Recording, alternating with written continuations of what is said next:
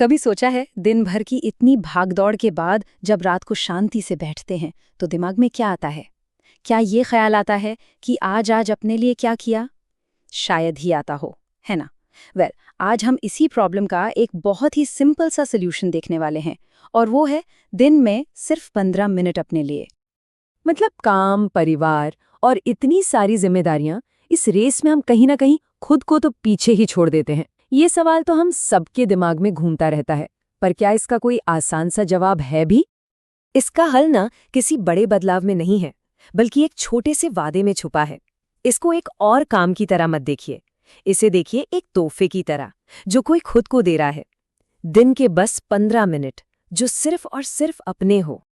तो सवाल ये उठता है कि आखिर इसे करे तो करे कैसे? चलिए अब उन 5 सिंपल स्टेप्स पर एक नज़र डालते हैं जो हमें खुद से दोबारा कनेक्ट होने में मदद कर सकते हैं। तो ये रहे वो 5 कदम। सबसे पहला, एक टाइम फिक्स कर लीजिए, सुबह, दोपहर या रात, जो भी सूट करे। दूसरा, एक शांत सी जगह चुनिए।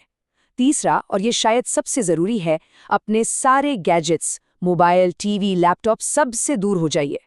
चौथा, कुछ गहरी सांसें लेकर अपने मन को थोड़ा शांत करिए। और आखिर में अपने मन की बातें कहीं लिखिए या फिर कुछ अच्छा पढ़िए। और हाँ, ये सारे आइडियाज एक बहुत ही पॉपुलर सेल्फ केयर गाइड से लिए गए हैं। मतलब ये कोई हवाई बातें नहीं है, बल्कि एक आजमाया हुआ तरीका है जो वाकई हमें खुद के थोड़ा और करीब लाने में मदद कर सकता है। लेकिन यहाँ पर सबसे कॉमन बहाना क्या सामने आता है? टाइम ही नहीं है। सही कहा ना? चलिए आज इसी बहाने को जरा तोड़ते हैं और इस पूरी प्रॉब्लम को एक नए एंगल से देखते हैं। स्क्रीन पर इस नंबर को जरा ध्यान से देखिए, 1440। पता है ये क्या है? ये है हमारे हर दिन के टोटल मिनट्स। जी हाँ, हम सभी के पास ठीक इतने ही मिनट होते हैं, न एक कम न एक ज्यादा। तो अब सोचिए, जब दिन में पूरे 1440 मिनट हैं, तो क्या उनमें से सिर्फ 15 मिनट अपने लिए नहीं निकाले जा सकते?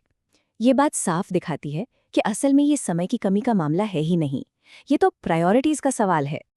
और यही बात हमें 2 और भी गहरे सवालों पर सोचने पर मजबूर करती है। पहला सवाल, क्या जिंदगी हमेशा बस दूसरों के लिए ही जीते रहेंगे या कभी अपने लिए भी? और दूसरा, अगर कोई खुद से ही कनेक्टेड नहीं है तो क्या वो सच में दूसरों के लिए कुछ कर भी सकता है? इन सवालों का जवाब ही हमें इस पूरी प्रैक्टिस के सबसे बड़े फायदे तक ले जाता है, और वो है खुद से एक गहरा कनेक्शन बनाना। यही तो वो चीज़ है जो इस भागदौड़ भरी जिंदगी में सबसे पहले कहीं खो जाती है।